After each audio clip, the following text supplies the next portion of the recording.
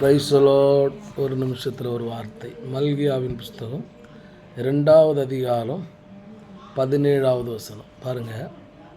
உங்கள் வார்த்தைகளினாலே கர்த்தரை வருத்தப்படுத்துகிறீர்கள். எப்படி? உங்கள் வார்த்தையினால். இப்போ நீங்கள் நினைப்போம்ல, நம்ம ஏதோ ஒரு கெட்ட வார்த்தை பேசுகிறாங்க, பொய் சொல்கிறாங்க, பலவிதமான வார்த்தைகள் பேசணும். இது யாருக்கு தெரிய போகுது? நீங்கள் பேசுகிற வார்த்தையினால் யார் கவலைப்பட போகிறா அப்படின்னு நினைக்கிறீங்களே. ஆனால் நாம் இந்த உலகத்தில் வாழும்போது நான் பேசுகிற ஒவ்வொரு வார்த்தைகளும் ஆண்டவருக்கு பிரியமாக பேசினோம்னா அவர் சந்தோஷப்படுவார்.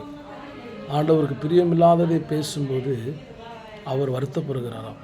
ஆமாம், பாருங்கள், வருத்தத்தை சுமக்கிற தேவன், பாரத்தை சுமக்கிற தேவன் மனிதனுடைய வார்த்தையினாலே இன்றைக்கி அவர் வருத்தப்படுகிறார். நீங்கள் வீணான வார்த்தைகளை பேச வேண்டாம். கர்த்தருக்காக வாழ்ந்து கர்த்தருடைய நாமத்தை மகிமைப்படுத்துங்கள். அவர் உங்களை ஆசீர்வதிப்பாராக.